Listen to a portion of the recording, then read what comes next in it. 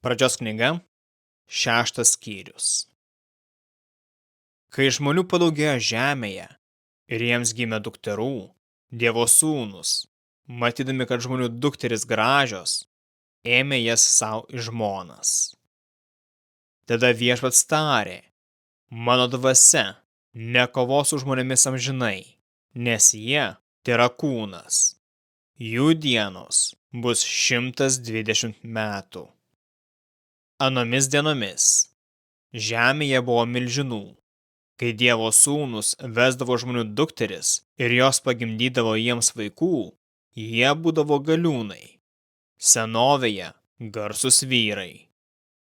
Viešpats, matydamas, kad žmonių nedorybės žemėje buvo didelės ir jų širdies siekiai buvo vien tik pikti, gailėjosi, kad jis žemėje sutvėrė žmogų ir sielojosi savo širdyje.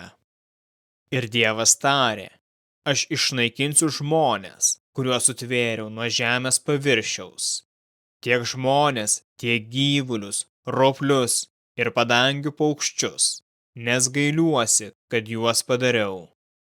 Tačiau Nojus rado malonę Viešpaties akise. Tokia yra Nojaus giminės istorija. Nojus buvo teisus ir tobulas vyras savo kartoje. Jis vaikščiojo su Dievu. Nojus turėjo 3 sūnus – Semą, Hamą ir Jafetą. Dievo akivaizdoje žemė buvo sugedusi ir pilna nusikaltimų. Dievas pažiūrėjo į žemę ir matė, kad ji sugedusi, nes kiekvienas kūnas žemėje iškreipė savo kelius.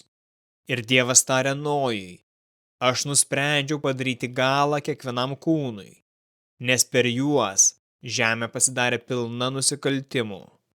Aš išnaikinsiu juos nuo žemės paviršiaus. Pasidaryk arką iš sakuoto medžio. Arkoje padaryk pertvaras ir ištepk ją derva, iš vidaus ir iš lauko. Arka turi būti 300 uolekčių ilgio, 50 uolekčių pločio ir 30 uolekčių aukščio.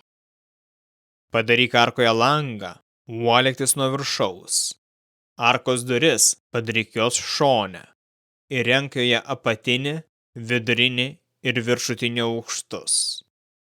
Aš užtvindysiu žemę vandenimis, kad išnaikinčiau kiekvieną kūną, kuriame yra gyvybė. Visa, kas yra žemėje, pražus. Bet aš padarysiu sandorą su tavimi. Į arką įeisite tu, tavo sūnus, tavo žmona ir tavo sūnų žmonos su tavimi. Į arką įsivesk po 2 kiekvienos rūšies gyvius, patiną ir patelę, kad išliktų gyvi su tavimi. Iš paukščių, iš gyvulių ir iš visų žemės roplių, pagal jų rūšį, įeina pas tave po 2, kad išliktų gyvi. Pasiimk visokio maisto ir susikrauk į arką, ir tai tebūna maistas tau ir jiems.